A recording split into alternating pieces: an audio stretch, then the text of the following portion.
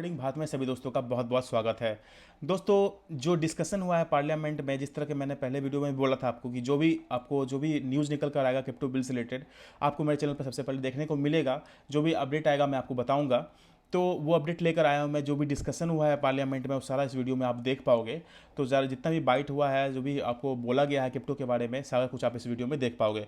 Make sure channel पर पहली बार आया हो चैनल को सब्सक्राइब जरूर कर लेना। दोस्तों, जिस तरह का डिस्कशन हुआ है उससे यही उम्मीद लगता है कि कोई भी चेंजेस नहीं होने वाला है बिल में, और बिल जो है एज इट इज़ ईजिली पास हो जाएगा यहाँ पे।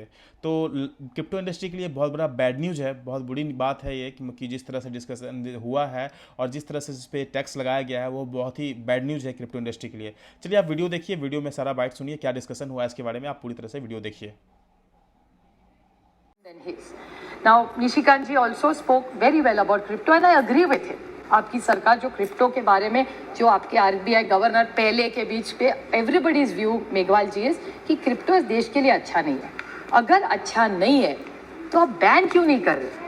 जो चीज़ गलत है वो बैन कर दीजिए ना। फिर आप 30% टैक्स किस हिसाब से 30% करा? जब तंबाकू पर हम बैन लगाते हैं जो सबके लिए खराब है तो लगा तो 100% नहीं 500 उस पर टैक्स लगा तो सिगरेट गुटखा सिप पे। तो क्रिप्टो ऐसी है ना, अच्छी तो नहीं है। तो अब तो 30% का नंबर कहाँ से आप पे आ गया? और निशिकांत जी कह रहे हैं ओ देश डरा हुआ है, क्रिप्टो वाले देश से डरे। 30% में आपको लगता है कोई डरा होगा? कोई नहीं डरा होगा। डार्क नेट में सब चल रहा है तो उस पर रोक डालिए। आप इधर कंप्लीटली बैन करिए और कंप्लीट क्लैरिटी लाइए इसके ऊपर that the government has to have a vision on crypto. Your only committee saying it is bad. आपका ही स्पीकर बोल रहा है कि ये गलत है, इसमें लोग बर्बाद हो रहे हैं, तो आप उसके लिए क्या कर रहे हैं?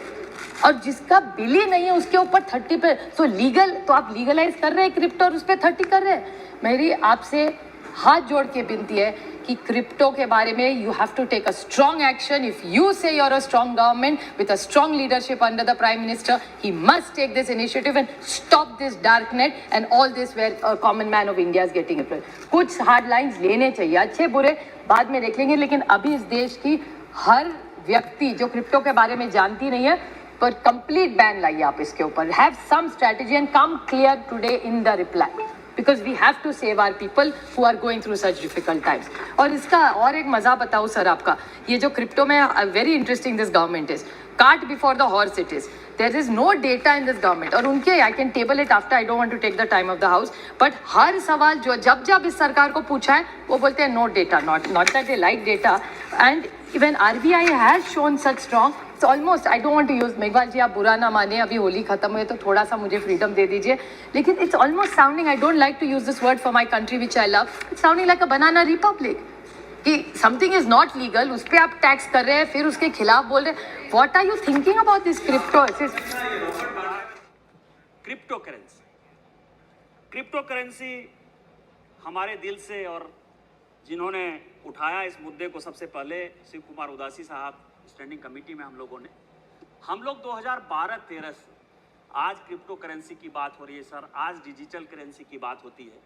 इन लोगों का कैसा विजनलेस आदमी थे, मैं यही बता रहा हूँ कि 2012-13 से लगातार हम क्रिप्टो करेंसी की बात करते रहे और कोई भी ऐसा गवर्नर हमारे सामने अपीयर नहीं हुआ, चाहे वो सुब्बा राव साहब हों, चाहे रघुराम राजन साहब हों, चाहे उर्जित पटेल साहब हों, या आज के वर्तमान जो गवर्नर हैं, उस वक्त सेक्रेटरी भी थे और आज गवर्नर है शक्तिकांत दास साहब। कोई भी ऐसे आदमी नहीं रहे जिन्होंने ये नहीं कहा कि ये जो है डार्क नेट पर चलता है, ये क्रिप्टो करेंसी जो है केवल ड्रग्स के पैसे के हवाला का एक दूसरा रूप आने वाला है और इसको रोकने का प्रयास होना चाहिए। हमारी स्टैंडिंग कमेटी की रिपोर्ट है 2013 की, कि हमने उस रिपोर्ट में जो है इस चीज़ का मेंशन किया कि देश का आने वाला, दुनिया का जो आने वाला खतरा है वो क्रिप्टो करेंसी है, डिजिटल करेंसी। 2013 से लेकर 2014 तक 1.5 साल जो है यूपीए की सरकार रही सर, इसके ऊपर उन्होंने कोई ध्यान नहीं दिया। आज जो सिचुएशन है वो बिल की बात करते हैं। अब बिल कब आएगा, नहीं आएगा, लीगल है इलीगल है, इसका दूसरा सवाल है सर। लेकिन जो सिचुएशन पैदा हुआ पूरी दुनिया में जो सिचुएशन पैदा हुआ कि आज जो है यदि आपको करप्शन करना, किसी को यदि पैसा देना है घूस का, तो वो क्रिप्टो में जा रहा है। किसी को ड्रग्स खरीदना है वो क्रिप्टो में जा रहा है। और पूरी दुनिया इससे परेशान है। और पूरी दुनिया इसीलिए परेशान है कि जो करेंसी है हमारी, उस करेंसी में हमको पता है कि कितना करेंसी छपा, इस देश में कितनी करेंसी है, उस करेंसी का कितना उपयोग होगा, कितना उसका इंपोर्ट बिल है, कितना उसका एक्सपोर्ट बिल है, और इसको सेंट्रल बैंक पूरी दुनिया में रेगुलेट करती है। लेकिन ये जो क्रिप्टो है, इस क्रिप्टो का कौन मालिक है, ये आज तक यही पता नहीं चला। अलग अलग एक्सचेंज बन गए हैं, अलग अलग चीजें बन गई हैं, और भारत सरकार और पूरी की पूरी जो चाहे आरबीआई हो, चाहे इनकम टैक्स हो, सभी इसके लिए चिंतित है कि ये इस तरह के पैसे जो है कैसे आ गए हैं। तो क्रिप्टो करेंसी के लिए सबसे पहला भारत सरकार को ये था कि आज के लोगों को, आज के जो बच्चे हैं सर, हमारे पॉकेट में यदि कैश 10-20 हज़ार नहीं हो तो मैं तो अपने गाड़ी में नहीं बैठता सर, मैं तो पैदल टहलने भी नहीं जाता। लेकिन मेरे बेटे के पास यदि 5,000 भी रुपया होगा, आज का जो जमाना बदला है, उसको लगता है कि एक बोझ हो गया। लोग जो है कार्ड की तरफ बढ़ रहे हैं, लोग जो है डिजिटल करेंसी की तरफ बढ़ रहे हैं। तो भारत सरकार ने इस बजट में जो सबसे बढ़िया काम किया कि वो आरबीआई को जो है डिजिटल करेंसी की तरफ आगे बढ़ाया। क्रिप्टो का जहां तक सवाल है सर, कि क्रिप्टो में जो लूप होल्स था, वो 30% जो उन्होंने टैक्स लगाने की बात की है, उसमें चाहे घाटा हो चाहे नफा हो, या 1% टीडीएस लगाने की जो बात की है, एक बहुत बड़ा कदम है कि जिन लोगों ने इन्वेस्ट कर लिया।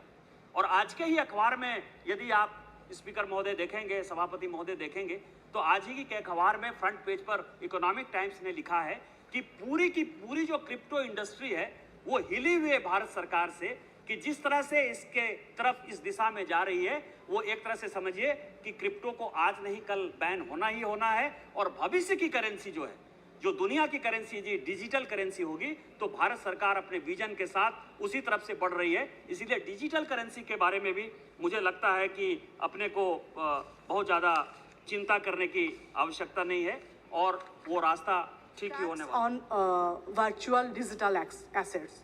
Virtual digital assets have gained popularity, and the volume of trading in such asset has substantially increased. In addition, a market is developing where payment for transformation with virtual digital asset can be made through another such assets. The finance will propose to tax any income from transfer or virtual digital asset at 30%. No deduction related to any expenditure or allowance for or set off or any loss will be permitted while computing the income from transfer of such assets. Moreover, any loss from transfer or virtual digital asset will not be allowed to set off against income order.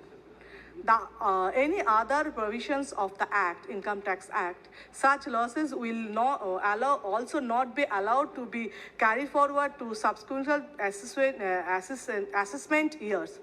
The proposed amendment will come into effect from April 1st, 2023. Note that the central government has certain amendments to the finance bill. Proposed amendment drop the word other from any other provisions. Regarding setting of laws at state above. This may imply that the loss from virtual digital assets cannot be set against gains in such asset as well.